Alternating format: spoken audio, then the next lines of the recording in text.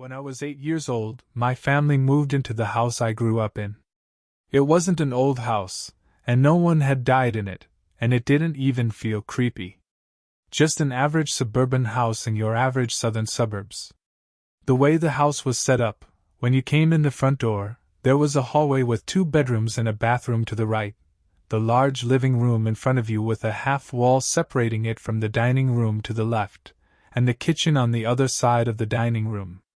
Where the kitchen and the living room met, there was another small hallway, and the master bedroom, a bedroom that was used as an office, and a bathroom, and then breakfast nook leading to a laundry and utility area at the end of the kitchen. My room was to the right of the front door and down the hallway past the bathroom, with the other bedroom on this hallway used for storage mostly as I was my mother's only child, and my half-brother and sister didn't live with us and rarely came to visit.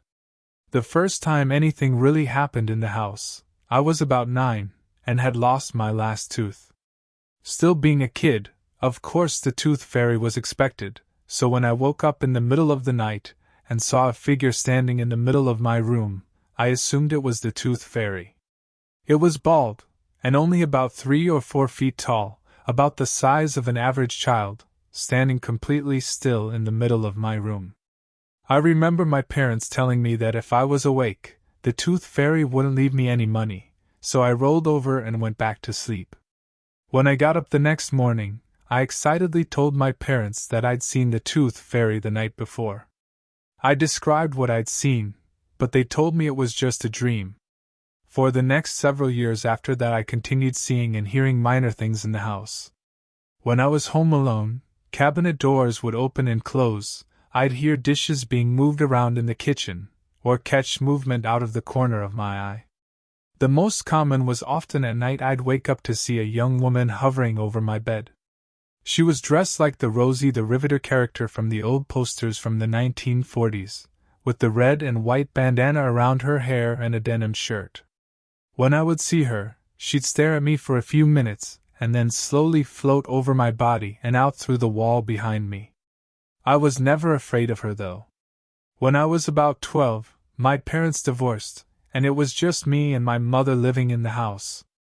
By the time I was in my late teens, my mother was rarely home, and my house became the hangout for me and my friends, most nights everyone gathering together to play Dungeons and Dragons or something similar after work.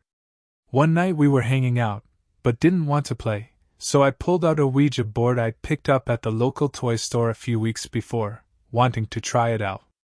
We sat in my room to play with the lights out and the door closed, and it went pretty normally, nothing crazy happening for the most part.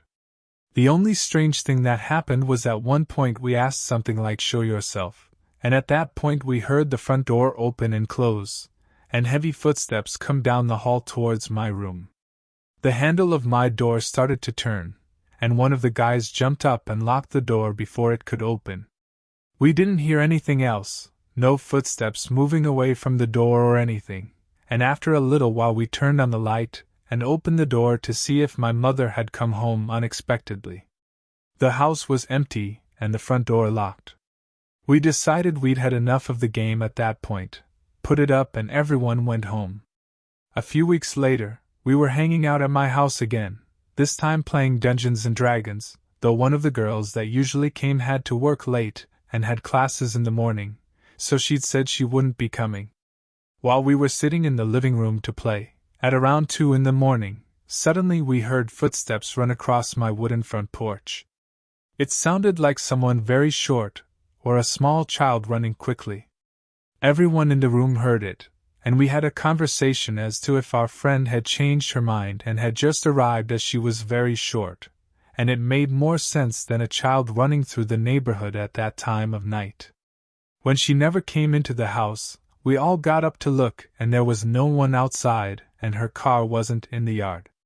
Her boyfriend, who was with us, gave her a call, and verified that it wasn't her, as she just arrived home on the other side of town and was headed to bed. Around this time, the activity in the house picked up. I saw shadow figures with red eyes often in the living and dining room of the house, footsteps and other noises at all hours of the day or night. I started waking up in my room to see hooded figures standing near my window and door.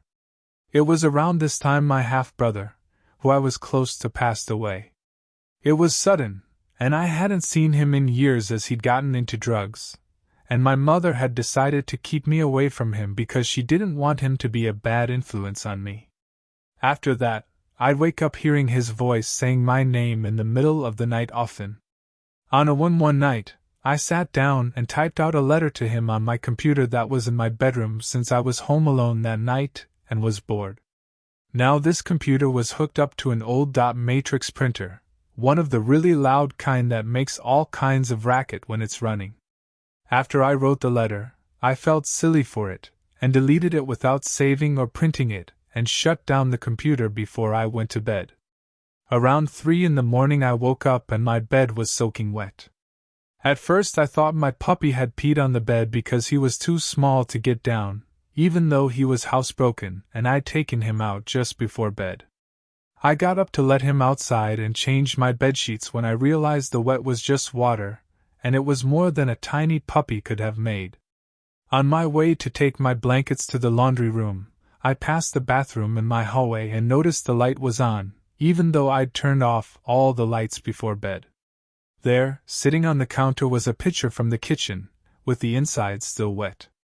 When I was really young, my brother used to wake my sister and I up by throwing water on us because it made me laugh. When I got back into my room and started making my bed, I noticed a piece of paper laying on top of my printer. It was the letter that I'd written to him and never saved or printed. The computer was still shut down and the printer was off, but it had been printed out, torn off the printer and laid on top of it as if someone had read it. The normal things like this continued for a few years when I lived there off and on before turning dark shortly before I moved out of the house for good. The hooded figures appeared more often.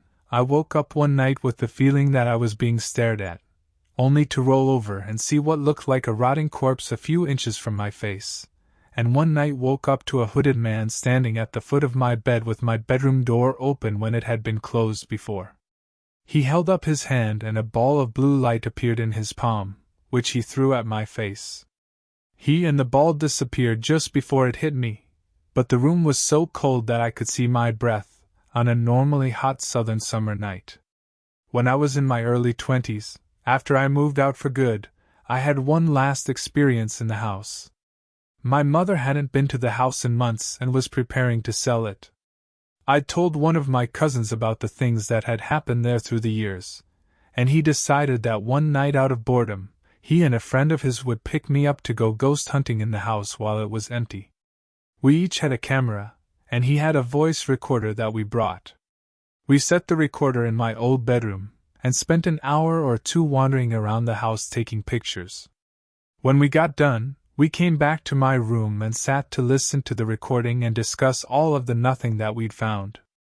On the recording we could hear our voices moving from room to room and talking about how my cousin's friend's camera had a sexy shutter sound, and the fact that my camera stopped working almost as soon as we walked in the door.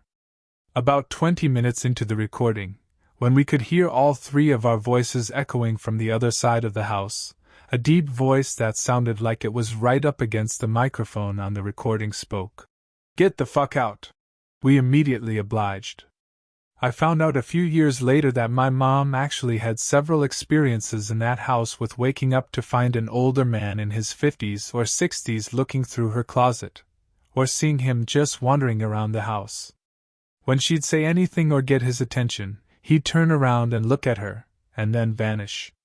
She always thought she was just dreaming or something, but with everything I saw over the years at that house, I can't help but think it was something else.